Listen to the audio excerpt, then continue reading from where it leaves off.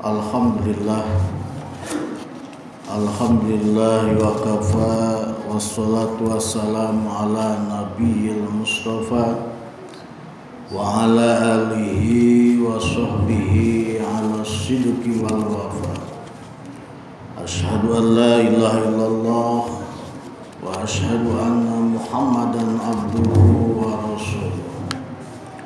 Allahumma sholli ala sayyidina Muhammadin wa ala alihi wa sahbihi ajma'in.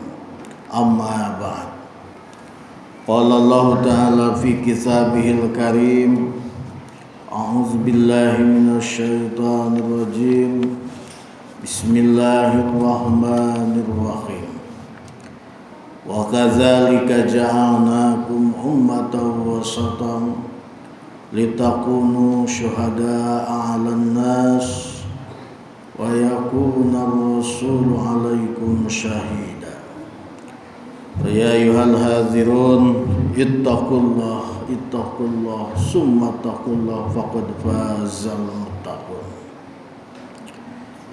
Hadirin sidang Jumat rahimakumullah, puji serta syukur marilah kita panjatkan ke Zat yang Maha Ghafur, yang mana alhamdulillah kita semua bisa berkumpul melaksanakan salah satu kewajiban kita, tiada lain karena rahmat dan hidayah Allah Subhanahu wa taala. Kita semua bisa melaksanakan apapun yang terjadi pada diri kita tidak lepas dari rahmat dan juga maghfirah Allah Subhanahu wa taala. Salawat serta salam senantiasa dilimpah curahkan kepada panutan alam, pemimpin besar umat Islam, habibana wa nabiyana Muhammad sallallahu alaihi wasallam, buat keluarganya, sahabatnya, tabi'in, tabi'atnya, sampai kita sekalian selaku umatnya. Ma'asyiral muslimin rahimakumullah, sebagaimana kita ketahui dalam ayat 143 surah Al-Baqarah yang tadi saya bacakan, yang mana kita diciptakan oleh Allah Subhanahu wa taala adalah sebagai ummatan wasatan, artinya umat yang penuh dengan keutamaan, umat pertengahan, paling afdal dan lain sebagainya. Kalau kita kaji dalam beberapa pemahaman bahwasanya kata wasatan diucapkan sebanyak 10 kali di dalam Al-Quran, baik berbentuk jamak, mufrad ataupun lain sebagainya, dengan makna yang sama, yang mana kita harus berbuat dan beribadah sesuai dengan perintah Allah Subhanahu wa taala, dengan tidak berlebihan dan juga tidak menyepelekan. Dalam istilah agama Islam yakni ummatan wasatan.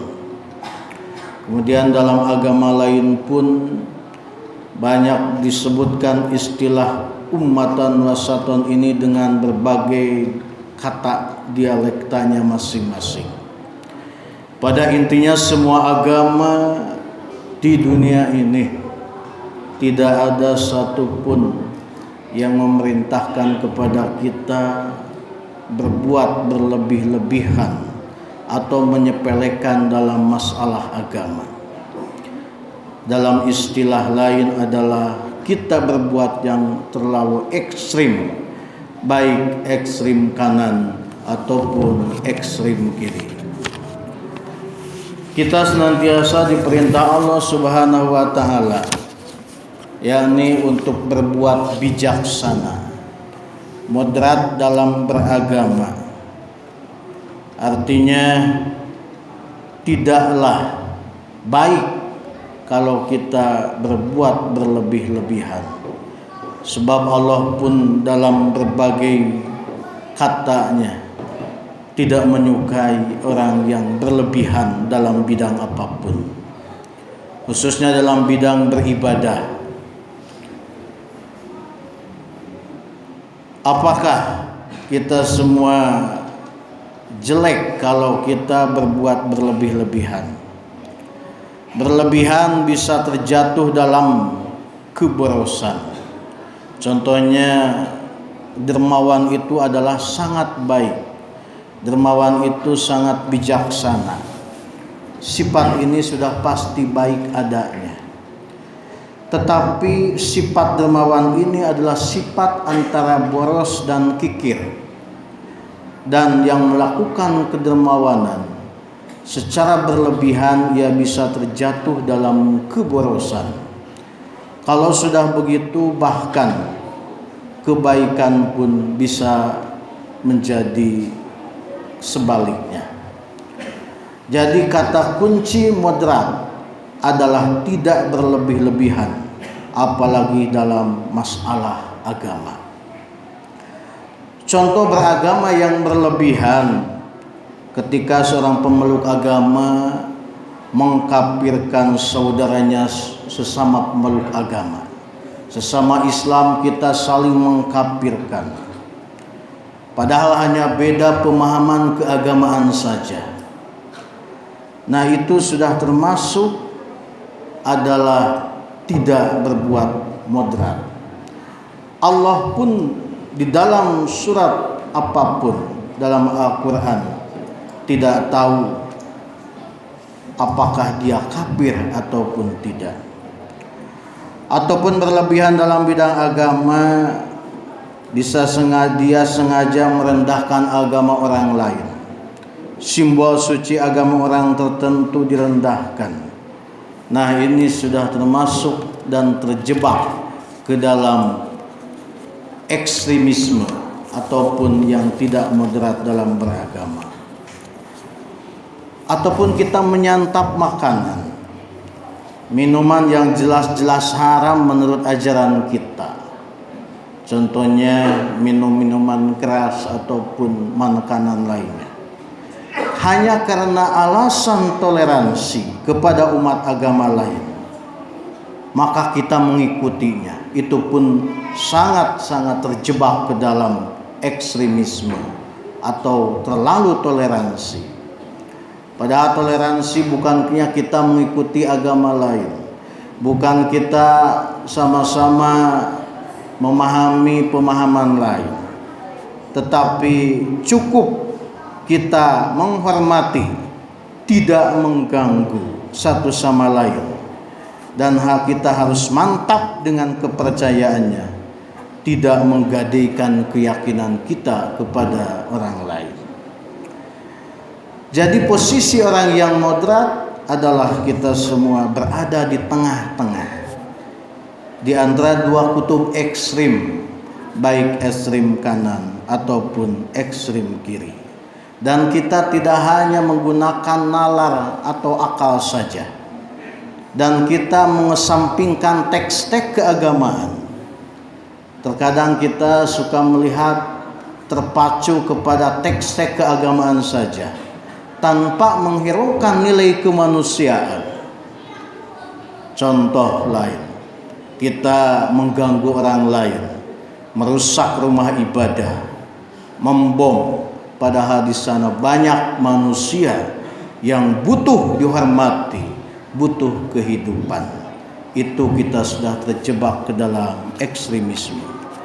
Artinya prinsip beragama dalam moderasi itu yang pertama harus adil, dan yang kedua adalah sikap berimbang atau seimbang. Jadi yang harus dimoderasi itu apakah agamanya atau orangnya?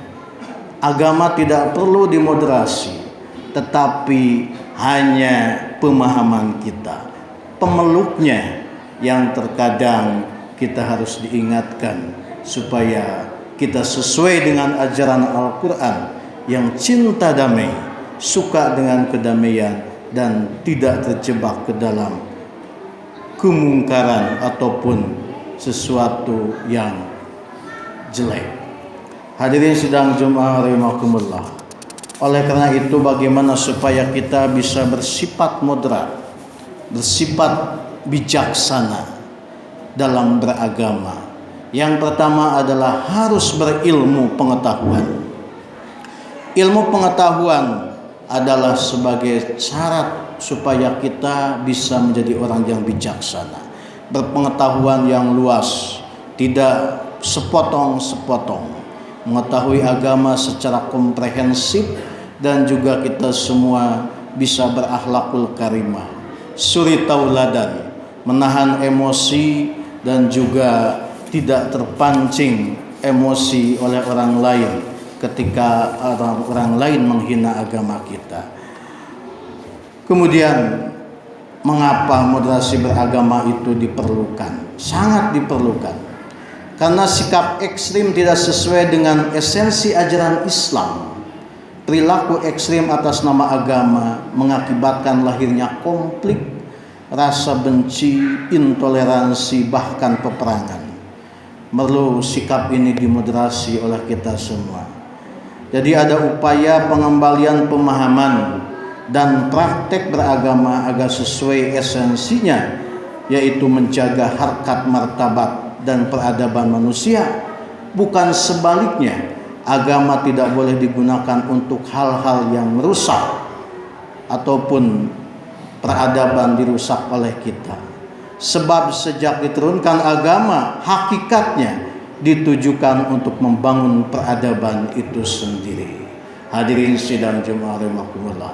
Oleh karena itu, mudah-mudahan kita semua dengan bertambahnya ilmu pengetahuan, insya Allah menjadi orang yang bijaksana dan mengambil sikap supaya agama kita sesuai dengan bil hikmah wal mau'izatil hasanah yang menjadi moto dakwah kita bisa tercapai. Barakallahu li wa lakum.